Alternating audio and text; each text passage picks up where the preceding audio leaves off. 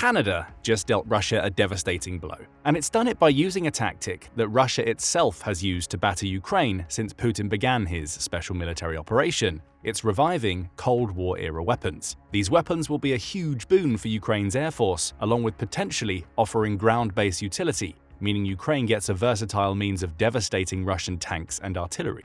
It gets worse for Putin. Canada isn't just sending a handful of these powerful weapons to Ukraine. It's sending a staggering 80,000, with each having the potential to decimate tanks, enemy artillery, and even penetrate deep into the heart of Russian ammunition storage facilities. Make no mistake, this is terrible news for Putin. So what are these Cold War-era weapons that Canada is about to send to Ukraine? Where do they come from, and how can Ukraine use them to not only boost its aerial might, but also its ground forces and even its drones? We'll answer all of those questions in this video, starting with the news of the delivery. In early September 2024, Canada's Defense Minister Bill Blair took part in a meeting of military minds at the Ramstein Air Base in Germany. This meeting was one of 8 that have taken place at the base since the beginning of the Ukraine war, with each bringing together Ukraine's Western partners to discuss strategy and defense issues. It was there that Blair made his announcement. Canada had committed to shipping 80,840 CRV-7 rocket motors along with 1,300 warheads for those rockets to Ukraine. The shipment would arrive in Poland toward the end of 2024 and into the beginning of 2025, before being moved on to Ukraine for its military to use against Russia. A generous gift for sure, but it's one that may have raised eyebrows among those who know the weapon. The CRV-7 is a powerful rocket system used by the Canadian Air Force in its CF-18 fighter jets for several decades. However, the weapon was eventually decommissioned, with Canada having previously planned to spend millions of dollars to dismantle the rockets and potentially use their parts in other weapons. Putin's vicious campaign in Ukraine put the brakes on that plan, with Canada instead realizing that Ukraine might be able to find a use for the thousands of CRV-7s it had in its stockpiles. Rather than spend money to fully decommission these weapons, why not send them to Ukraine, where they can be refurbished or stripped for parts that Ukraine could use in other weapon systems? The idea was first floated by the leader of Canada's Conservative Party, Pierre-Marcel Poilievre. He pointed out that spending millions of Canadian dollars to decommission the rockets was a waste when they could find use elsewhere. During a debate in Canada's House of Commons, he argued that it was time to update the free trade agreement between Canada and Ukraine to open the door for sending over 80,000 CRV-7s. Instead of making Canadians pay millions of dollars to decommission these weapons, he said, the weapons could be given to Ukraine, who can use them in the defense of sovereignty. It appears Canada's ruling Liberal Party agreed. In the wake of Poilievre's comments, Canada sent a handful of these rocket engines to Ukraine before Blair made his full announcement. In June 2024, it confirmed that it had sent 2,000 to Putin's opponent, perhaps as part of a test run to see if Ukraine could actually make use of such an old rocket. Clearly it could, as the announcement of another 80,000 plus was made just a few short months later. The rockets are the latest in a consistent stream of military aid Canada has sent to Ukraine, with the total committed by the Great White North being about $3.3 billion at the time it confirmed the transfer. But what's the big deal, you may be thinking at this point? These are rockets that were in the process of being decommissioned. What possible use could they have in Ukraine? It's a good question, especially as it seems, on the surface at least, that Canada is just looking to get rid of an expensive problem by sending 80,000 CRV-7s to Ukraine. But the reality is much different. These rockets may be old, but they're still extremely useful in the war of attrition that Putin has forced onto Ukraine. How? We start with what the rockets themselves do.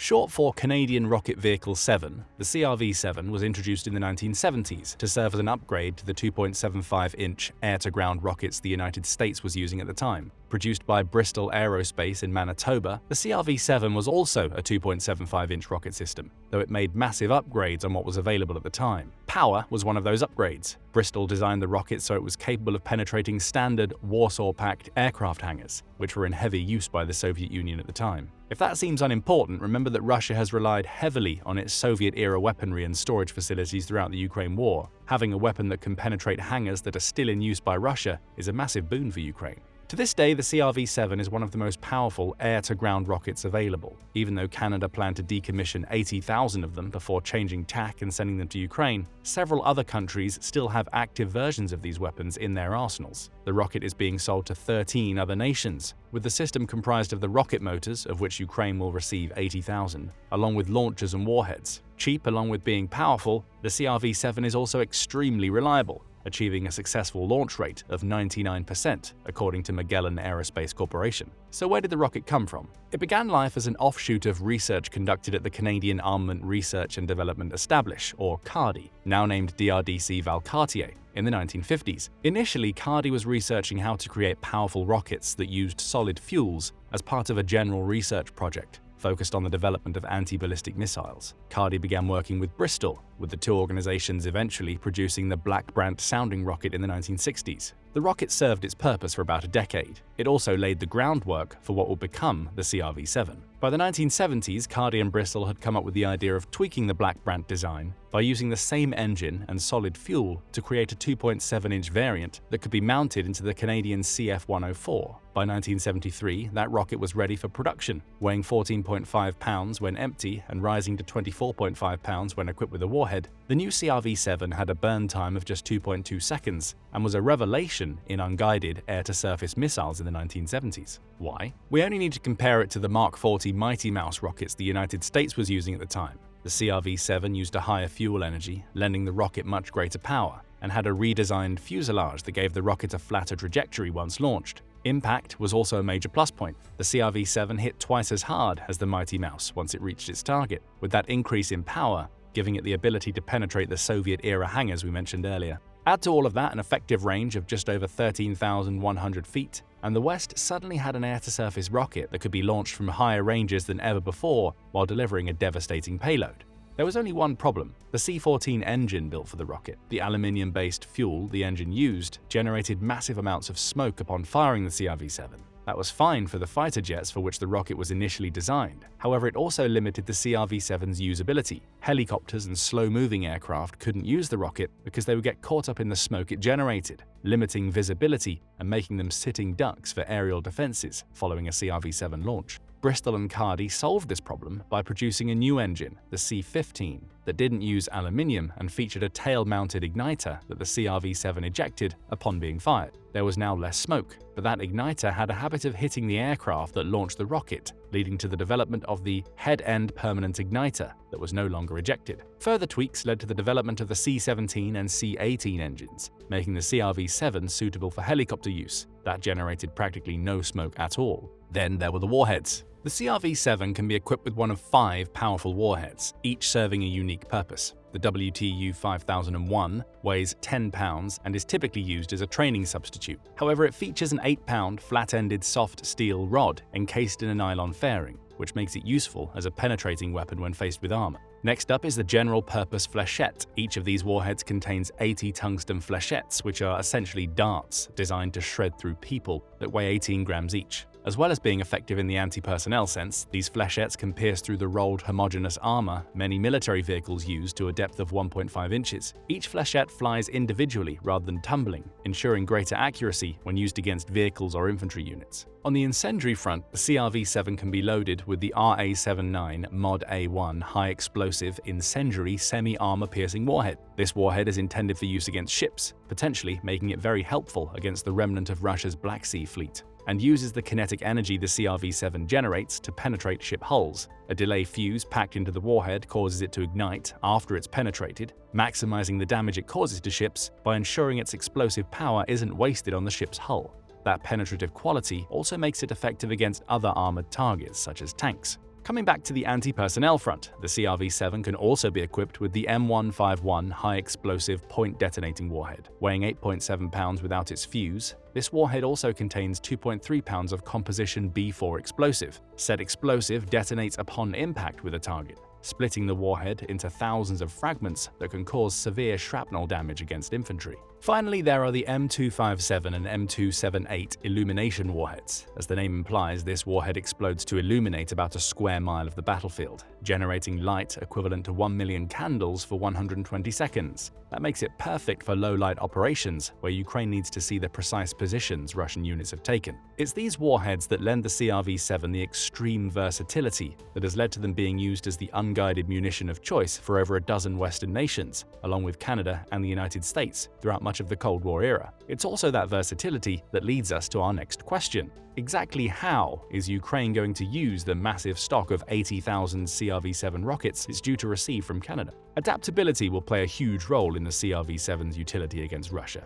Unfortunately for Ukraine, it won't have a huge supply of the warheads we've just discussed, as it'll receive around 1,300 of them compared to over 80,000 rockets, so it'll need to arm the majority of the CRV-7s itself, which it can do with almost any warhead weighing in the 10-pound region that it has in its stockpiles.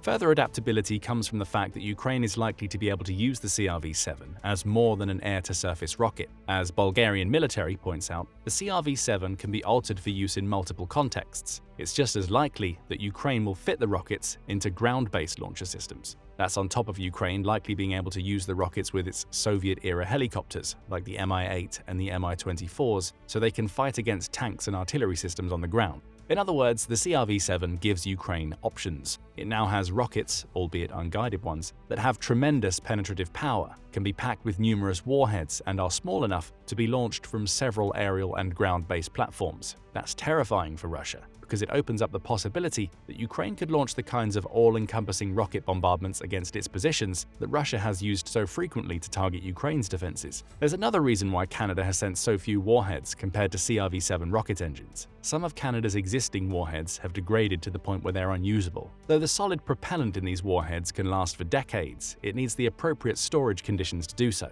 It appears that Canada can't guarantee that all of its warheads meet those criteria, meaning its choice to only send 1,300 warheads is less an example of it being stingy with its weapons and more of a choice made out of concern for Ukraine. Canada wants to deliver reliable weapons. It knows that most of its CRV-7 engines will either work or be usable in other ways. As for Ukraine, it has plenty of options when it comes to rearming these weapons. The country has made great strides to increase its domestic defense production industry. We see this most clearly in how it increased its production of mortar and artillery ammunition from 1 million rounds in 2023 to 2.5 million rounds in 2024, a 150% increase. And it's not just mortar and artillery that's seeing such dramatic increases. Ukraine saw its total domestic arms production, primarily led by drone manufacturing, grow by 500% during 2024. It also shows no signs of slowing down. Buoyed by the Danish model, which has seen Denmark provide Ukraine with hundreds of millions of dollars to build its own weapons rather than sending weapons directly, Ukraine's arms industry will likely grow further in 2025. That growth will be massive for its ability to use the CRV-7.